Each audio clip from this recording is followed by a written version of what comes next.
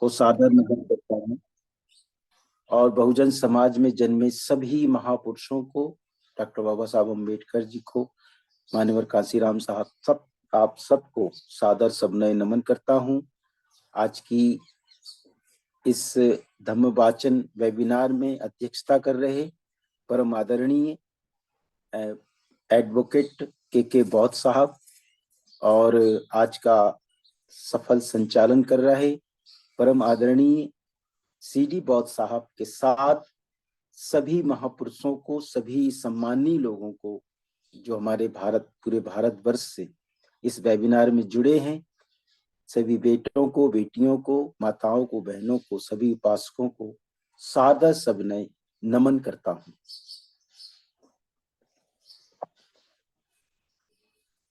आप सबको अभी 24 फरवरी को संत शिरोमणि संत रविदास जी के जन्म जयंती की मंगल कामनाएं। आज 28 फरवरी है, आज विज्ञान दिवस है। इस राष्ट्रीय विज्ञान दिवस की भी आप सबको सादर मंगल कामनाएं प्रेषित करता हूं और आप सबका आदेश है, आपकी अनुमति से आज का धम्म वाचन शुरू करता हूं। नमो बुद्धाय, नमो धम्माय, नमो संघाय।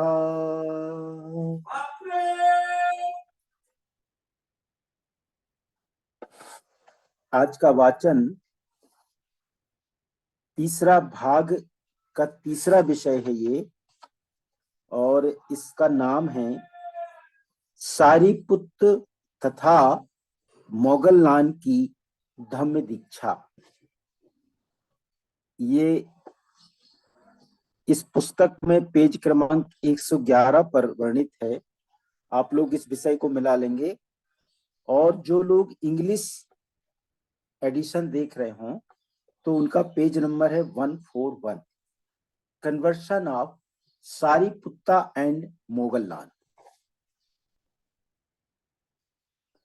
जिस समय तथागत बुद्ध राजगृह में निवास करते थे, उसी समय अपने 250 अनुयायियों के साथ संजय नाम का एक प्रसिद्ध परिव्राजक भी वहीं रहता था।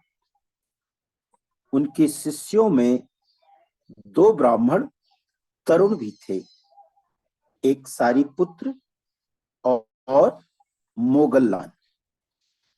सारिपुत्र और मोगललान संजय की शिक्षाओं से संतुष्ट न थे और किसी श्रेष्ठतर धर्म की खोज में थे।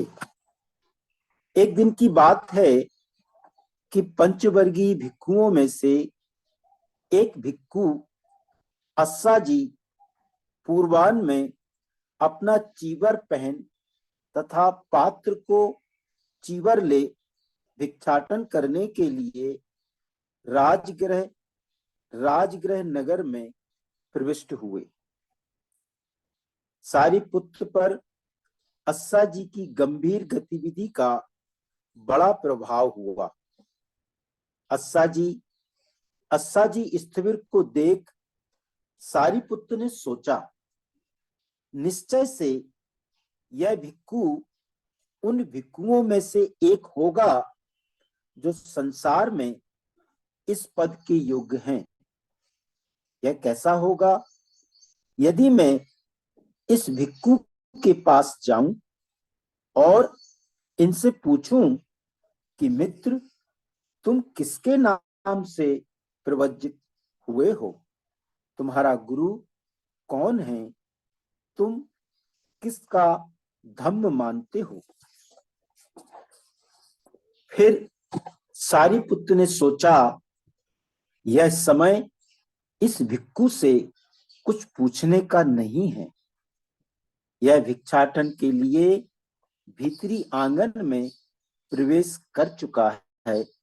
कैसा हो यदि सभी अतिथियों की तरह मैं इस भिक्षु के पीछे पीछे हो जाऊं। राजगृह में भिक्षाटन कर चुकने पर अस्साजी स्थिविर प्राप्त भिक्षा ग्रहण कर वापस लौट गए।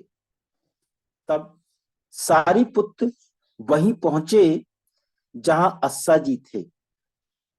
समीप पहुंचकर कुशल क्षेम पूछा और एक ओर खड़े हो गए। एक ओर खड़े हुए सारीपुत्र परिव्राजक ने अस्साजी स्थिविर से कहा, मित्र, आपकी शक्ल शांत है, आपकी छवि आभापूर्ण है। मित्र, आप किसके नाम से प्रवज्जित हुए हैं? आपका गुरु कौन है? आप किसके धम्म को मानते हैं? अस्साजी का उत्तर था, मित्र, निश्चय से जो शाक्य कुल प्रवज्जित महान श्रमण हैं, मैं उन्हीं के नाम से प्रवज्जित हुआ हूं। वे ही मेरे गुरु हैं और मैं उन्हीं के धम्म को मानता हूं। और हे पूज्यवर, आपके गुरु का सिद्धांत क्या है? उन्होंने दूसरा प्रश्न किया, आपके गुरु का सिद्धांत क्या है? वह आपको किस बात की शिक्षा देते हैं? तब उन्होंने उत्तर दिया कि मित्र, मैं एक नया ही शिष्य हूं। मुझे प्रवज्जित हुए थोड़ा ही समय हुआ है। मैंने अभी अभी कुछ ही समय पूर्व इस धम्म विनय को ग्रहण किया है। मैं विस्तार पूर्वक तो आपको धम्म नहीं बता सकता, लेकिन मैं आपको संक्षेप में ही बताऊंगा।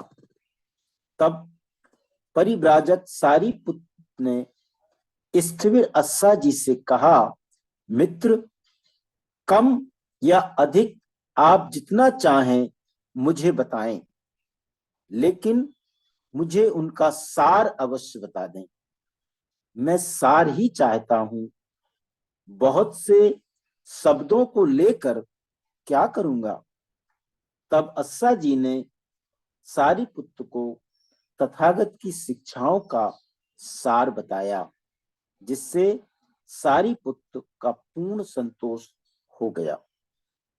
यद्यपि सारीपुत्र और मोगललान भाई भाई नहीं थे, लेकिन वे दोनों दो भाइयों के ही समान थे। उन्होंने परस्पर एक दूसरे को वचन दे रखा था, जिसे सत्य की पहले प्राप्ति हो वह दूसरे को इसकी सूचना देगा। यही दोनों की आपस की वचनबद्धता थी। तदनुसार सारीपुत्र वहां पहुंचे जहां मोगललान थे। उन्हें देखकर मोगललान ने सारीपुत्र से कहा, मित्र, आपकी शक्ल शांत है, आपकी छवि आभापूर्ण है, तो क्या आपने सत्य प्राप्त कर लिया है? हाँ मित्र, मैंने सत्य प्राप्त कर लिया है। और मित्र, आपने सत्य को कैसे पा लिया? तब सारीपुत्र ने वह सारी घटना कह सुनाई जो उनके और अस्साजी के साथ घटी थी। तब मोगललान ने सारीपुत्र से कहा, तो मित्र, हम तथागत के पास चलें ताकि वह हमारे शास्ता बने। सारीपुत्र ने कहा, मित्र, यह जो 250 परिव्राजक यहाँ रहते हैं, ये हमारी ओर ही देखकर यहाँ रहते हैं। इससे पहले कि हम उन्हें छोड़कर जाएं, हमारे लिए यह उचित है कि हम उन्हें बता दें। वे जो चाहेंगे करेंगे। तब सारीपुत्र और मोगललान वहां गए जहां वे थे। उनके पास जाकर उन्होंने कहा, हम महाश्रमण की शरण ग्रहण करने जा रहे हैं। यह महाश्रमण ही हमारे शास्ता हैं। उन्होंने उत्तर दिया, आपके ही कारण हम यहाँ रहते रहे हैं। ये 250 परिव्राजक उनको उत्तर दे रहे हैं और आपको ही मानते रहे हैं। यदि आप महाश्रमण के अधीन ब्रह्मचर्य का जीवन व्यतीत करेंगे तो हम सब भी यही करेंगे। तब सारीपुत्र और मोगललान संजय के पास गए और पहुंचकर संजय से कहा, मित्र, हम तथागत की शरण में जाते हैं। वह तथागत ही हमारे शास्ता हैं। संजय बोले, आप मत जाएं, हम तीनों मिलकर इन सब की गुरुवाई करेंगे।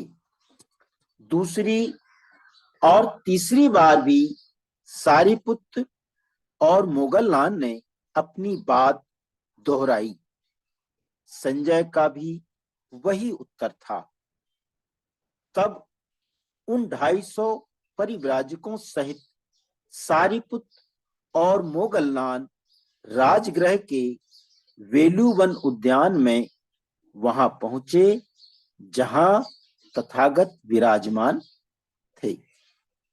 तथागत ने उन्हें सारीपुत्र और मोगललान को दूर से आते देखा।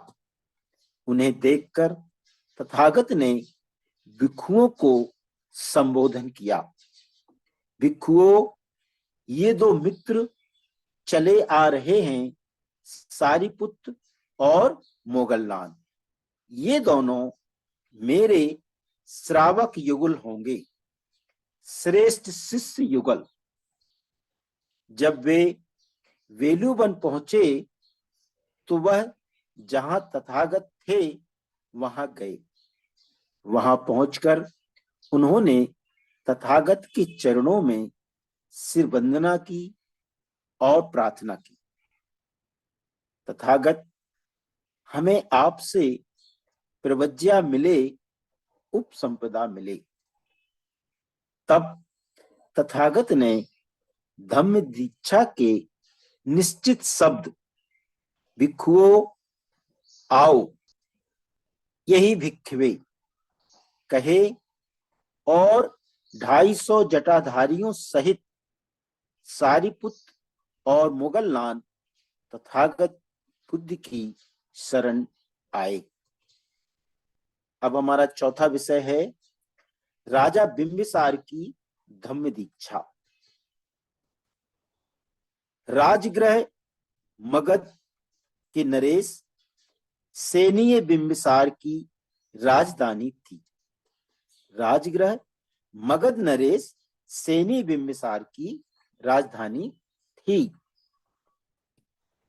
जटाधारियों की इतनी बड़ी संख्या के बुद्ध की शरण में चले जाने से हर किसी की जबान पर तथागत की चर्चा थी। इसी प्रकार बिंबिसार को तथागत के नगर में आगमन का पता लग गया। राजा बिंबिसार ने सोचा, उन कट्टर जटाधारियों के मत को बदल देना हंसी खेल नहीं है। निश्चय से वह तथागत होंगे, अरहत होंगे, सम्यक संबुद्ध होंगे, विद्या और आचरण से युक्त होंगे, सुगति प्राप्त होंगे, लोक के जानकार होंगे, सर्वश्रेष्ठ होंगे, आदमियों के मार्गदर्शक होंगे और आदमियों के शास्ता होंगे। वे निश्चय से स्वबुद्ध धम्म की शिक्षा दे रहे होंगे। वह आदि में कल्याणकारक हैं, मध्य में कल्याणकारक हैं और अंत में कल्याणकारक की शिक्षा दे रहे होंगे। वे अर्थों और शब्दों सहित धम्म का ज्ञान करा रहे होंगे। वे पूर्ण, परिशुद्ध, श्रेष्ठ जीवन प्रकाशित कर रहे होंगे। ऐसे दिव्य पुरुष का दर्शन करना अच्छा है, ऐसा राजा बिंबिसार ने सोचा। इस प्रकार मगध के 12 लाख ब्राह्मणों और गृहपतियों के साथ मगध के नरेश राजा बिंबिसार जहां तथागत थे वहां पहुंचे। उनके पास पहुंचे और विनम्रता पूर्वक अभिवादन करके उनके निकट बैठ गए। उन 12 लाख ब्राह्मणों और गृहपतियों में से भी कुछ ने तथागत को विनम्रता पूर्वक अभिवादन किया और पास में बैठ गए। कुछ ने तथागत का कुशल क्षेम पूछा और निकट बैठ गए। कुछ ने तथागत को हाथ जोड़कर नमस्कार किया और निकट बैठ गए। कुछ ने अपना नाम, अपना गोत्र बताया और तथागत के निकट बैठ गए और कुछ यूं ही चुपचाप समीप आ बैठे। मगध के उन 12 लाख ब्राह्मणों और गृहपतियों ने उरुवेल कश्यप को भी महाश्रमण के भिक्षुओं में देखा। उनमें से कुछ सोचने लगे, क्या उरुवेल कश्यप महाश्रमण की अधीनता में श्रेष्ठ जीवन व्यतीत कर रहे हैं अथवा महाश्रमण ही उरुवेल कश्यप की अधीनता में श्रेष्ठ जीवन व्यतीत कर रहे हैं। एक बार फिर से पढ़ देता हूं। उन्हें क्या सोचा, क्या उरुवेल कश्यप महाश्रमण की अधीनता में श्रेष्ठ जीवन व्यतीत कर रहे हैं अथवा महाश्रमण ही उरुवेल कश्यप की अधीनता में श्रेष्ठ जीवन व्यतीत कर रहे हैं। मगध के उन 12 लाख ब्राह्मणों और गृहपतियों के मन की बात जान के तथागत ने उरुवेल कश्यप को संबोधित करके कहा, हे उरुवेल वासी, तुमने क्या देखा है जो अग्नि परिचर्या छोड़ दी? यह कैसे हुआ कि तुमने अग्निहोत्र का परित्याग कर दिया? कश्यप ने उत्तर दिया, यज्ञों से रूप, शब्द, रस, गंध, स्त्री स्पर्श की आशा ही की जा सकती थी। कश्यप ने उत्तर दिया, यज्ञों से रूप, शब्द, रस, गंध, स्त्री स्पर्श की ही आशा की जा सकती थी जब मैंने समझ लिया कि मैं वासनामय रूप, रस, शब्द, गंध और स्पर्श अविशुद्ध हैं, तो फिर मैंने यज्ञ त्याग की कामना नहीं की। लेकिन यदि हर्ज ना हो तो यह बताओ कि तुम्हारा यह विचार कैसे बदल गया? तब उरुवेल कश्यप ने अपने स्थान से उठ करके अपने एक कंधे को नंगा किया और तथागत बुद्ध के चरणों में सिर रखकर वंदना की और निवेदन किया कि मैं शिष्य हूं और तथागत मेरे शास्ता हैं। तब मगध के उन असंख्य ब्राह्मणों और गृहपतियों ने जाना कि उरुवेल कश्यप ही महाश्रमण की अधीनता में श्रेष्ठ जीवन व्यतीत कर रहे हैं। ये उनकी समझ में आ गया, उन ब्राह्मणों की, गृहपतियों की, जो उनके मन में शंका थी, तो शंका उनकी दूर हुई और उन्होंने यह जान लिया कि उर्वेल कश्यप ही तथागत बुद्ध की अधीनता में श्रेष्ठ जीवन व्यतीत कर रहे हैं। तब मगध के उन 12 लाख ब्राह्मणों और गृहपतियों के मन की बात को जानकर तथागत बुद्ध ने उन्हें धर्मोपदेश दिया।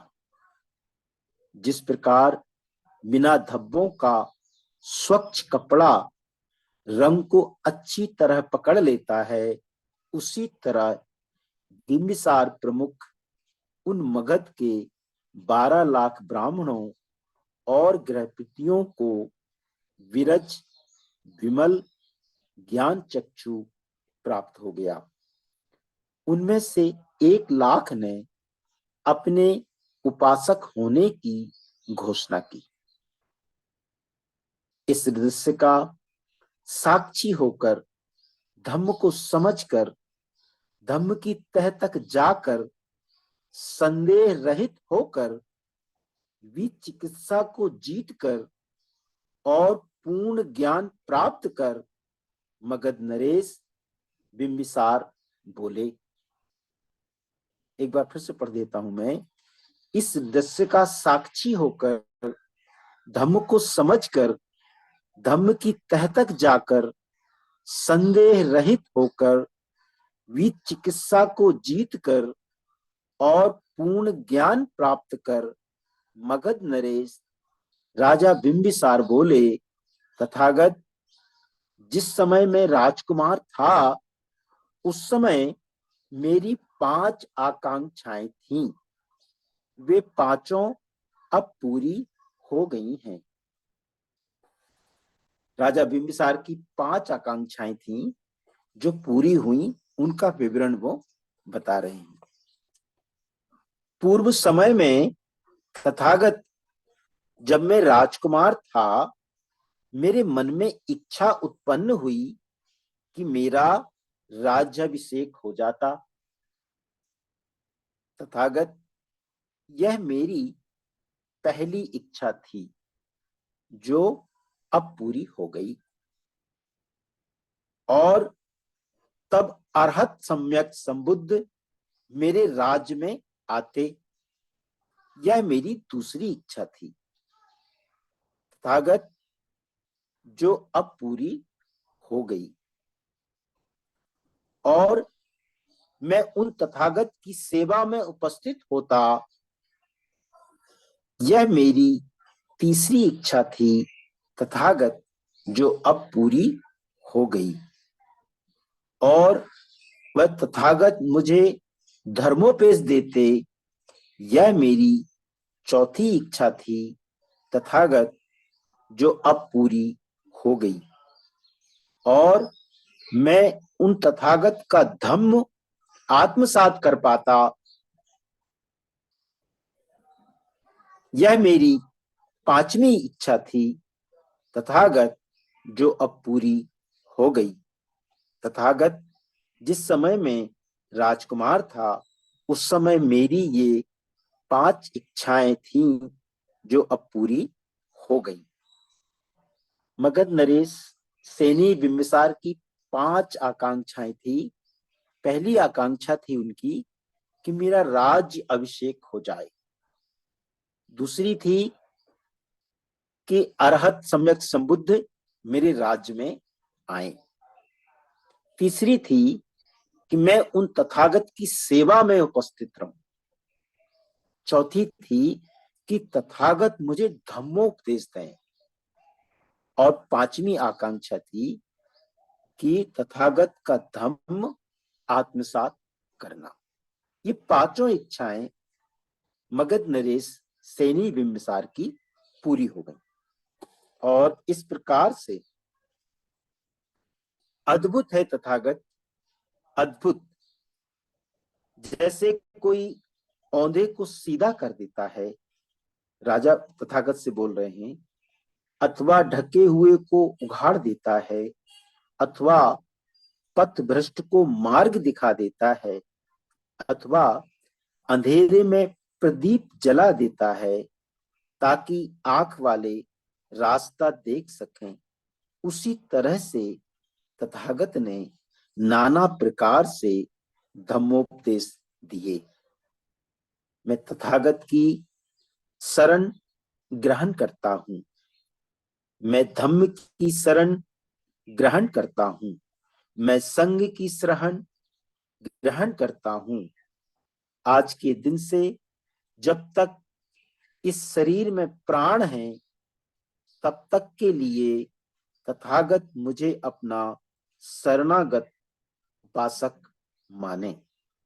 राजा बिंबिसार ने तथागत के सामने यह कहा, और मैं भी अपनी तरफ से तथागत के लिए यही बात दोहराना चाहता हूं कि मैं तथागत की शरण ग्रहण करता हूं, मैं धम्म की शरण ग्रहण करता हूं, मैं संघ की शरण ग्रहण करता हूं। आज दिन से जब तक इस शरीर में प्राण है तब तक के लिए तथागत मुझे अपना शरणागत उपासक माने। अब हम 5वें सब्जेक्ट की तरफ बढ़ते हैं, अनाथ पिंडक की धम्म दीक्षा। सुदत्त कौशल जनपद की राजधानी श्रावस्ती का एक नागरिक था। कौशल जनपद पर राजा प्रसेनजीत का अधिकार था। सुदत्त प्रसेनजीत का श्रेष्ठी खजांची था, क्योंकि वह दरिद्रों को बहुत दान देता था, इसलिए उनका नाम अनाथ पिंडक पड़ गया था। जिस समय तथागत राजगृह में ठहरे हुए थे, उस समय सुदत्त किसी निजी काम से राजगृह गया। वह राजगृह श्रेष्ठी के यहाँ ठहरा था, जिसकी बहन से उनका विवाह हुआ था। जब वहां पहुंचे तो उन्होंने देखा कि उनका साला श्रेष्ठी भिक्खु संघ तथा तथागत बुद्ध को भोजन कराने के लिए इतनी बड़ी तैयारी कर रहे हैं, तो उन्होंने सोचा कि या तो किसी आवाह विवाह की तैयारी है, राजा को निमंत्रण दिया गया है, ऐसा उनके मन में आया। जब उन्हें ठीक बात की जानकारी हुई तब वह तथागत बुद्ध के दर्शन करने के लिए अत्यंत उत्सुक हो उठे। वह उसी रात तथागत बुद्ध के दर्शनार्थ निकल पड़े और तथागत ने अनाथ पिंडक की हृदय की निर्मलता को तुरंत भाप लिया। उन्होंने उनका सांत्वना भरे शब्दों से स्वागत किया। अपने आसन पर बैठ चुकने पर अनाथ पिंडक ने तथागत से कुछ सदुपदेश सुनने की इच्छा प्रकट की। तथागत ने उनकी इच्छा पूर्ति करने के निमित्त एक प्रश्न से आरंभ किया। कौन है जो हमारा निर्माण करता है? तथागत अनाथ पिंडक से प्रश्न कर रहे हैं, कौन है जो हमारा निर्माण करता है और हमें जैसे चाहता है चलाता है? क्या यह कोई ईश्वर है, कोई सृष्टि करता है? फिर ईश्वर निर्माण करता है तो सभी प्राणियों को चुपचाप केवल उसकी इच्छा के अधीन चलना होगा। वे कुम्हार के बनाए हुए बर्तनों के समान होंगे। यदि यह संसार ईश्वर द्वारा निर्मित होता तो उनमें दुख, आपत्तियां और पाप कैसे होते, क्योंकि पवित्र अपवित्र दोनों का तो रचयिता उसी को मानना होगा। यदि दुख, आपत्तियों और पाप का मूल स्रोत ईश्वर को ना माना जाए तो उससे भिन्न और उससे स्वतंत्र एक दूसरा कारण स्वीकार करना होगा। तब ईश्वर सर्वशक्तिमान नहीं रहेगा। इस प्रकार तुमने देखा कि ईश्वर के विचार की ही जड़ खुद गई। तथागत ने उनकी इच्छा पूर्ति करने के निमित्त एक प्रश्न से आरंभ किया। कौन है जो हमारा निर्माण करता है और हमें जैसे चाहता है चलाता है? क्या यह कोई ईश्वर है, कोई सृष्टि करता है? यदि ईश्वर निर्माण करता है तो सभी प्राणियों को चुपचाप केवल उसकी इच्छा के अधीन चलना होगा। वे कुम्हार के बनाए हुए बर्तनों के समान होंगे।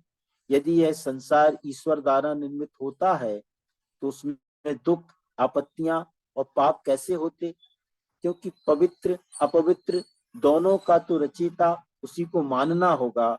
यदि दुख, आपत्तियों और पाप का मूल स्रोत ईश्वर को ना माना जाए तो उससे भिन्न और उससे स्वतंत्र एक दूसरा कारण स्वीकार करना होगा। तब ईश्वर सर्वशक्तिमान नहीं रहेगा। इस प्रकार तुमने देखा कि ईश्वर के विचार की ही जड़ खुद गई। तो फिर क्या ब्रह्म से सृष्टि की उत्पत्ति हुई है? ब्रह्म भी सृष्टि का कारण नहीं हो सकता। जिस प्रकार बीज में से पौधे की उत्पत्ति होती है उसी प्रकार सभी चीजों की उत्पत्ति होती है। तो फिर एक ही ब्रह्म से सभी चीजें कैसे उत्पन्न हो सकती हैं? यदि ब्रह्म सर्वव्यापक है तो फिर यह निश्चय से उनका निर्माता तो नहीं है। फिर यह भी कहा जाता है कि आत्मा से ही उत्पत्ति हुई है। यदि आत्मा ही निर्माता है तो उसने सभी वस्तुओं को वांछनीय रूप ही क्यों नहीं दिया? दुख, सुख वास्तविक सत्य है और उनका बाह्य अस्तित्व है। वह आत्मा की कृति कैसे हो सकते हैं? यदि तुम यही मत बना लो कि ना कहीं कोई सृष्टि करता है और ना कोई हेतु प्रत्यय है तो फिर जीवन में जो साधना की जाती है, जो साधनों तथा साध्य का मेल बिठाने का प्रयास किया जाता है, उन सब का कोई प्रयोजन नहीं होगा। इसीलिए हमारा कहना है कि जो भी चीजें अस्तित्व में आती हैं वे सब सहेतुक होती हैं। ना वे ईश्वर द्वारा निर्मित होती हैं, ना ब्रह्मा द्वारा, ना आत्मा द्वारा और ना बिना हेतु के यूं ही अस्तित्व में आती हैं। हमारे अपने कर्म ही हैं जो अच्छे और बुरे परिणामों को जन्म देते हैं। सारा संसार प्रतीक के समुत्पात के नियम से बंधा है और जितने भी हेतु वे अचेतसिक नहीं हैं। जिस सोने में सोने का प्याला निर्मित होता है वह आदि से अंत तक सोना ही सोना है। सारा संसार प्रतीत समुत्पात के नियम से बंधा है और जितने भी हेतु हैं वे अचेतसिक नहीं हैं। जिस सोने से सोने का प्याला निर्मित होता है वह आदि से अंत तक सोना ही सोना होता है। इसलिए हम ईश्वर और उससे प्रार्थना करने संबंधी मिथ्या धारणाओं का त्याग करें। हम व्यर्थ की सूक्ष्म काल्पनिक उड़ानों में ना उलझे रहें। हम आत्मा और आत्मार्थ से मुक्त हों क्योंकि सभी चीजें सहेतुक हैं, इसलिए हम कुशल कर्म करें ताकि उनका परिणाम भी कुशल ही हो। अनाथ पिंडक बोला, तथागत के वचनों का सत्य में आत्मसात कर रहा हूं।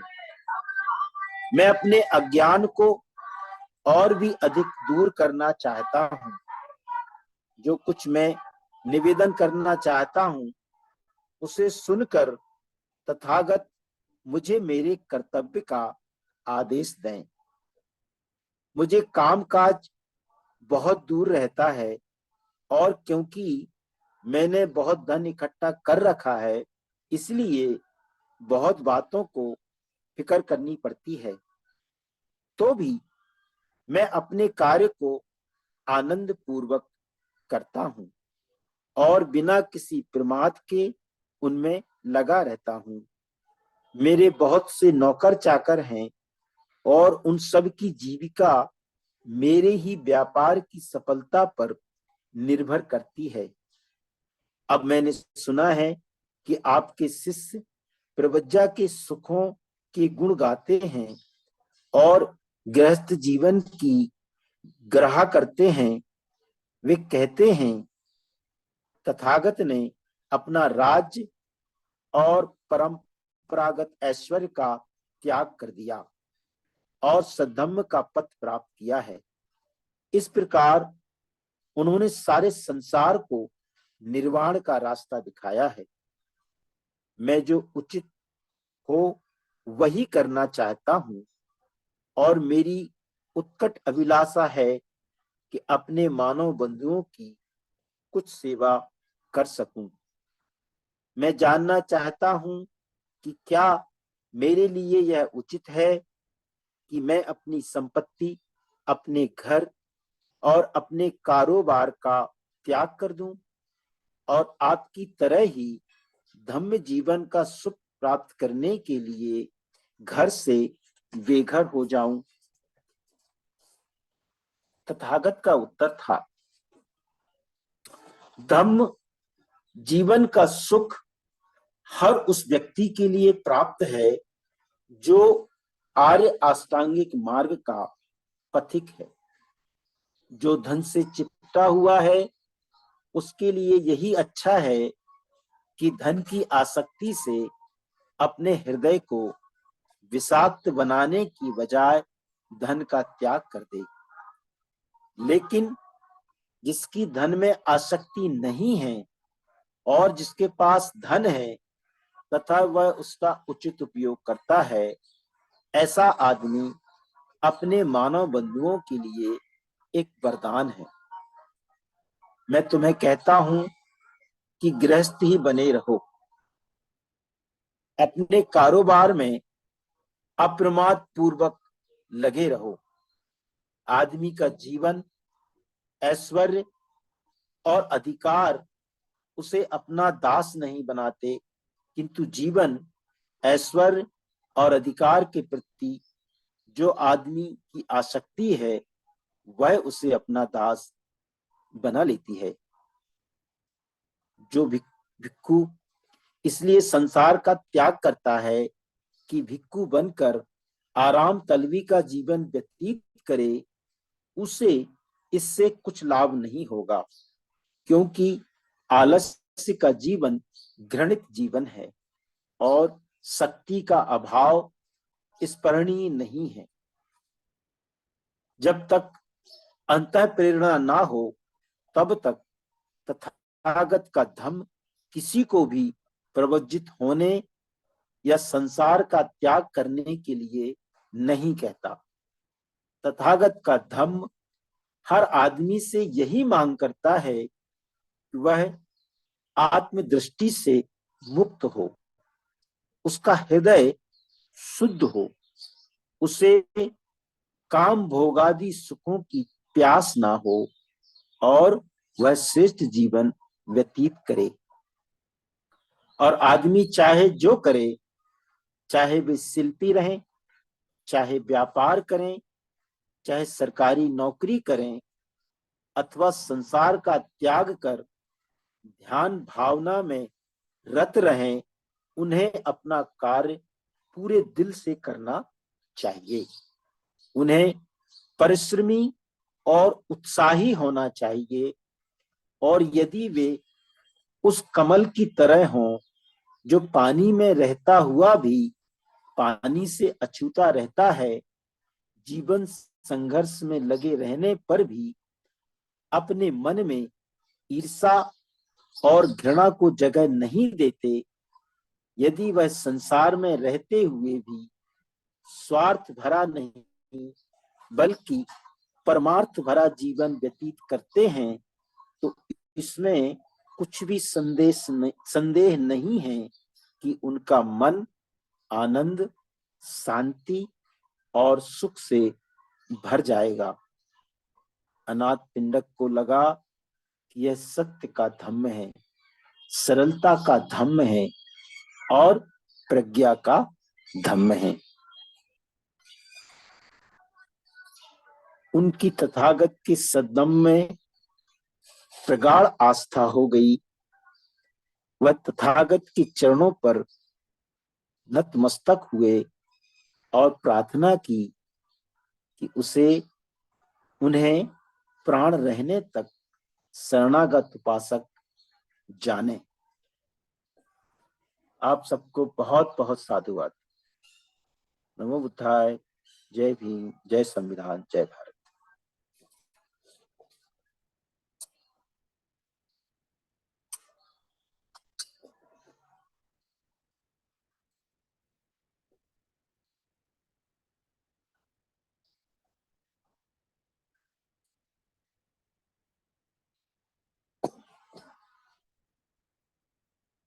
संचालक साहब,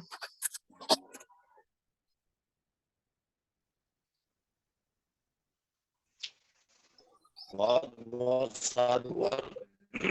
परम सम्मानी एलपी अमृत बहुत साहब, आपके द्वारा तरीके से मंथर गति से वाचन किया गया, सब आसानी से समझ सके और इसको ग्रहण कर सके। बहुत ही सुंदर टॉपिक थे। सारिपुत्र मोद्गल्लायन की दीक्षा एवं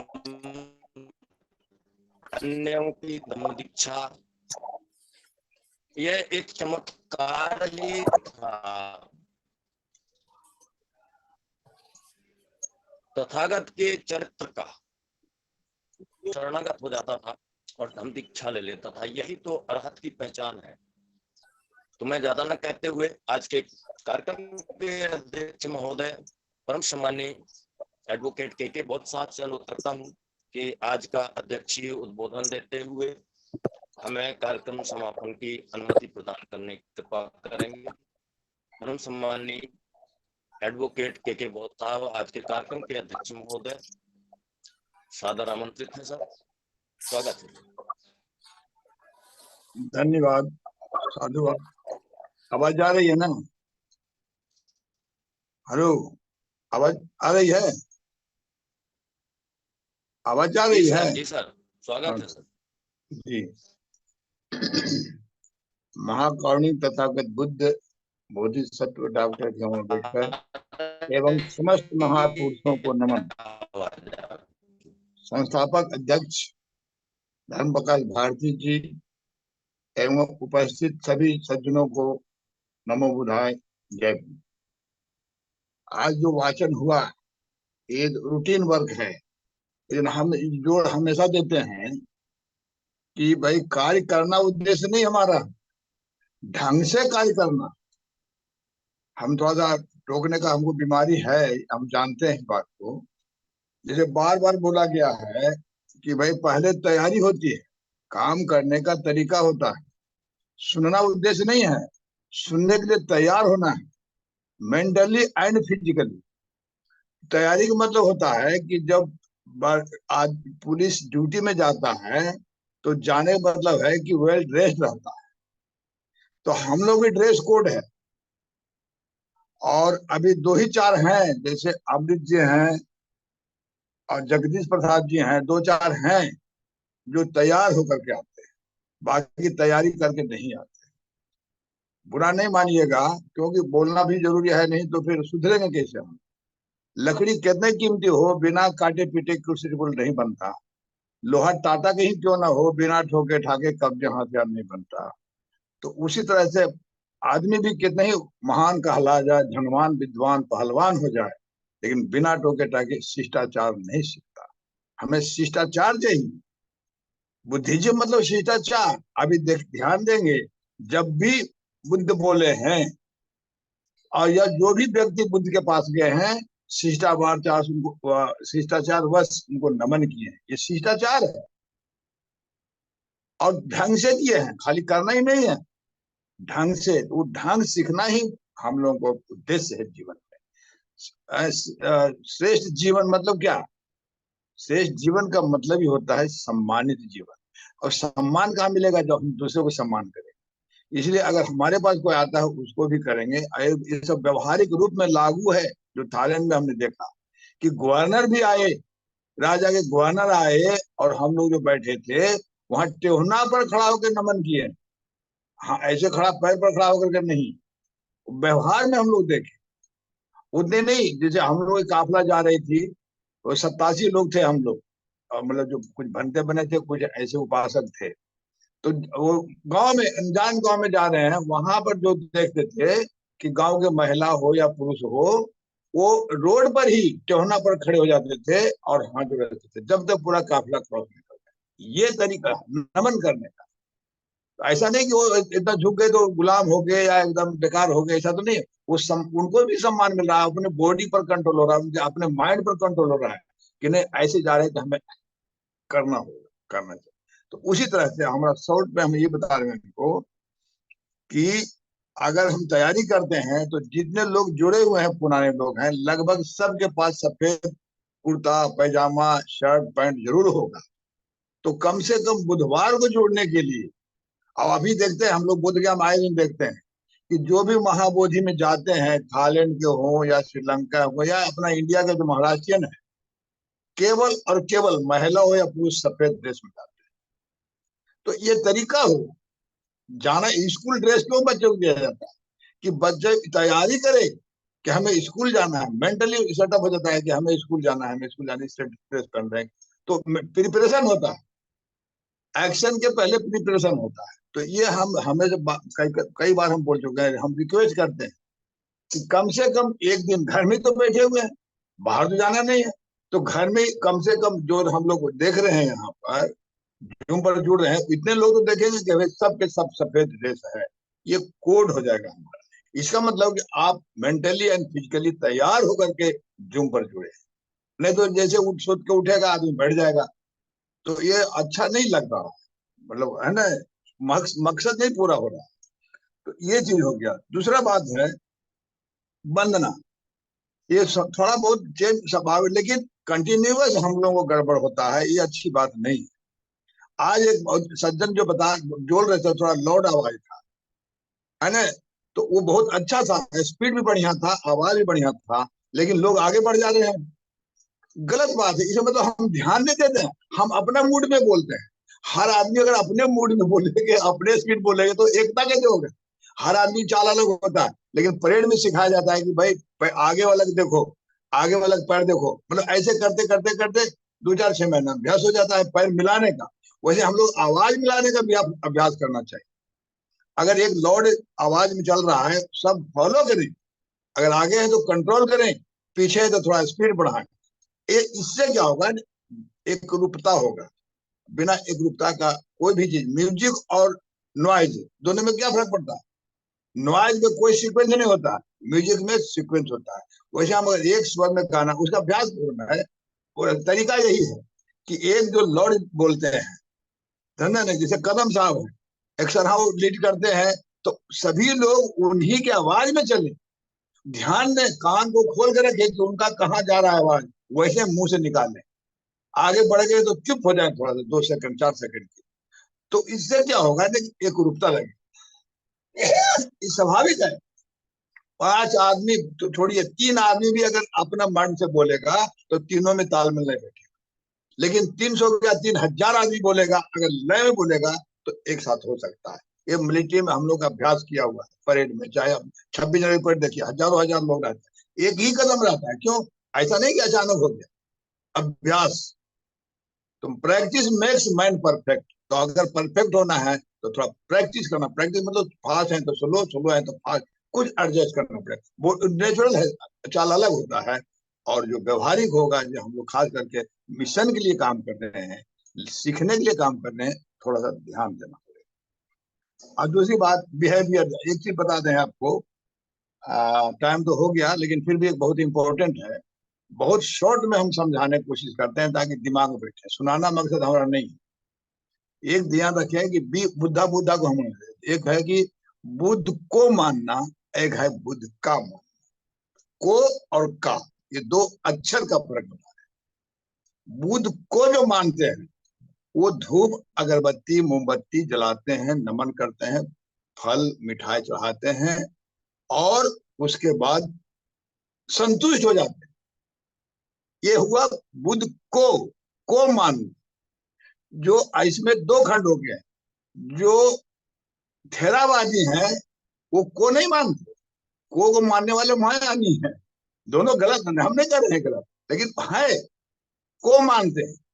लेकिन जो थेरावादी है, जो श्रीलंका में है, जो थाईलैंड में है, और जो अभी बिहार मतलब इंडिया में जो हो रहा है, खास करके जो अंबेडकर से प्रभावित हुए हम लोग, वो थेरावादी है। थेरावादी है क्या है? का मान, को नहीं। बुद्ध को नहीं। मोमबत्ती जलाए ठीक है, नहीं जलाए कोई दिक्कत नहीं। माइंड में क्या है? हमें बुद्ध का मानना है। बुद्ध ने क्या बोला उसको हम लागू करें। ये का हो गया। को हो गया धूप अगर जलाया, और को उनका कहा माना। तो बुद्धं हम बोलते हैं संघं शरणं गच्छामि। जो संघं शरणं गच्छामि बोलते हैं, वेरी द संघा। इसलिए हम बार बार जोर दे रहे हैं कि सुबह इसलिए रखा गया। संस्थापक महोदय भी बोले हैं, हमको याद है कि भाई सुबह कितना बार सजेशन आया कि शाम को रखा जाए तो ज्यादा संख्या होगी। बोले संख्या इंपोर्टेंट नहीं है, क्वालिटी इंपोर्टेंट है, क्वांटिटी इंपोर्टेंट नहीं। तो क्वालिटी हम लोग डेवलप करना चाहते हैं, क्वांटिटी तो है ही, तो वो सबको नहीं। लेकिन क्वालिटी क्या होगा कि हम लोग जब भी मिले तो तरीके से मिले। तो उसके लिए क्या करना होगा कि हमें समय का पाबंद रखना होगा। डिसिप्लिन मतलब क्या? ड्रेस कोड हमें अपनाना होगा। इस तरह से हम लोग का मानने लगे। ये हो गया। अब संक्षेप में, बी फॉर बुद्धा, इससे शॉर्ट एक्सप्लेनेशन नहीं हो सकता है। B for Buddha and B for behaviour, इतना याद। इससे शॉर्ट क्या हो जाता है? हमें बिहेवियर, आप एयर कंडीशन घर में या झोपड़पट्टी में क्या लेंगे, इससे हमको कोई मतलब नहीं है। गरीब है अमीर है उससे कोई नहीं, वो आर्थिक समस्या है, सामाजिक समस्या नहीं है। सामाजिक समस्या है कि हम लोग ऊंच नीच। क्यों ऊंच नीच है? दिमाग में सेट। यही लाइन बोल करके हम समाप्त करेंगे। 3 लाइन है। अगर सामने वाले को, बस में है, ट्रेन में है, रास्ते में है, कहीं भी है आप, तो अब चाहे घर में भी तो नहीं, अगर घर में कोई आ गया है आपके पास, तो अगर आप अपने 3 लाइन याद रखें। अगर अपने को सामने वाले से ऊंचा माना, सामने वाले को ऊंचा माना तो आप दब्बू हो जाएंगे। अगर सामने आया उसको नीचा माना तो अहंकार हो जाएगा। वो नहीं होना है। ये इंडिया के नियम नहीं है, ये पूरे वर्ल्ड का प्राकृतिक है। जैसे नीचा मानेंगे आप में अहंकार हो जाएगा, सामने जैसे ऊंचा मानेंगे आप दब हो जाएंगे। इसका एक ही अल्टरनेटिव है कि सामने वाले उम्र चाहे जो हो, अपने बराबर मानना है। जो बराबर मानेंगे तो सम्मान हो जाएंगे। तो वही सम्मान हुआ। सम्मान मतलब सम जोड़ मान, बराबर मानो। ये है बुद्धिज्म का जिस्ट। तभी श्रेष्ठ जीवन होगा। एयर कंडीशन जीवन है, घर है, वो श्रेष्ठ जीवन नहीं है। सम्मान दे रहे हैं, सम्मान हमको मिल रहा है, यही श्रेष्ठ जीवन है। अब यही, इसके साथ हम समय भी हो गया, ज्यादा समय नहीं लेंगे। अब बाकी तो जो है, और ये भी हम रिक्वेस्ट करते हैं फिर कि बुधवार को सुबह इसलिए रखा गया है कि शाम को अपने अपने गांव मोहल्ले में अगर बुद्ध के नाम पर लोग नहीं आते हैं, कोई बात नहीं, चाय के नाम पर बुलाई, लेकिन बुलाइए 5 आदमी, बहुत जरूरी है। ठीक है, जैसे आप बहुत हैं जो अब कहीं कहीं कहीं बन रहे हैं तो अकेले हैं, तो 5 जन भैया आ जाओ थोड़ा सा चाय पीते हैं। दूसरे घर चले जाइए, भाई हम बुधवार को आवेंगे चाय। मत करिए चर्चा बुध का चर्चा, बुद्धि लोग में चर्चा मत कीजिए अगर उनको अनपढ़ होता है तो। लेकिन मतलब चाय को बहाने तो करिए, लेकिन ये चीज रखिए दिमाग में, बुधवार। ये पहले हम समझ रहे हैं प्रॉब्लम होगा, स्वाभाविक है। बच्चा स्कूल जाना शुरू कर देता है तो ऐसा नहीं कि टाइम से जाना शुरू करता है, पहले जाना शुरू करता है, ए से आना शुरू करता है स्कूल में, अब बी से बैठना सीखता है, ए से आना सीखता है समय से, बी से बैठना सीखता है, सी से सुनना सीखता है। पहले थोड़े जिस पहले दिन जाएगा थोड़े मास्टर साहब सुनने लग जाएगा, नहीं, ए से आना सीखता है, बी से बैठना सीखता है, सी से सुनना सीखता है। तो जो सुन लेगा और समझ लेगा वो सुधर जाएगा। ये बिल्कुल जैसे बोलते हैं सनातन नियम, ये सनातन नियम है। हमें अभी फिर रिक्वेस्ट करते हैं, आज शाम को हम लोग को, आज नहीं, हर बुधवार की शाम को 2 ही दिन कहीं विजिट करिए या किसी को बुलाइए, कुछ करिए, लेकिन गतिविधि। ये तो हो गया मोहल्ले में मीटिंग।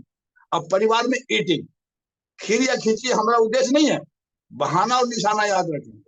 खीर खींच खाना है, इसलिए घर में माँ है, बाप है, भाई है, बहन है, सभी है। अगर एक मामूली खीर बन गया, थोड़ा सा सुजाता का खीर बोले, पहली बात सुजाता का खीर बोले, खीर बोलने से चीनी चावल और दूध होता है, लेकिन अगर सुजाता खीर बोलते हैं तो हम इतिहास से जुड़ जाते हैं। ये महत्व वहां है, खीर इंपॉर्टेंट नहीं है, सुजाता की खीर बोलना इंपॉर्टेंट है, ताकि दिमाग में, और जो 5 साल का बच्चा वो भी नहीं जान रहा सुजाता को, पूछा सुजाता खीर क्यों, उसको बताने का मौका मिल जाएगा। और जो बचपन में पढ़ जाएगा वो डॉक्टर इंजीनियर कमिश्नर बनेगा, तो दिमाग में बैठा रहेगा सुजाता का। ये रहस्य को दिमाग में बैठाना है, जैसे माइंड में आएगा वैसे हमारा व्यवहार भी है। तो इसलिए करके हमें अपना परिवार में के लिए इसलिए 2 फॉर्मूला बनाए हैं, मोहल्ले में मीटिंग भले चाय के नाम पर, और परिवार में ईटिंग टुगेदर एक साथ। कम अगर ऐसे हम लोग जो जो पढ़ लिखे हैं, नौकरी कर रहे हैं, वो पति पत्नी साथ खाने लगे हैं, लेकिन उनको बाबू साथ खाने में शर्म लग रहा है। तो ये सब खत्म करने के लिए एक ही उपाय है कि भाई बुध के नाम बुधवार को एक साथ कोशिश करें यथासंभव। इसी के साथ ऐसे कार्यक्रम तो बहुत अच्छा चल रहा है, और हमारे एलपी अमित जी तो बहुत ढंग से पढ़ाते हैं, समझा पढ़ाते बहुत अच्छा लगता है। और सीडी बॉस जी तो संचालन में एक्सपर्ट है, ये है, इसको कोई दिक्कत नहीं है। तो सब टीम बहुत बढ़िया है, लेकिन सिर्फ जो उद्देश्य में है ना, उद्देश्य से थोड़ा भटक जा रहे हैं, क्योंकि हम लोग अनुशासन मतलब बहुत छोटा छोटा शासन, बहुत छोटा छोटा, और जो छोटा छोटा शासन नहीं करेंगे तो बड़ा शासन की कल्पना भी नहीं कर सकते। इसी के साथ अपने विचार को विराम देते हैं। सभी को बहुत बहुत साधुवाद। नमो बुधाय। जय हिंद।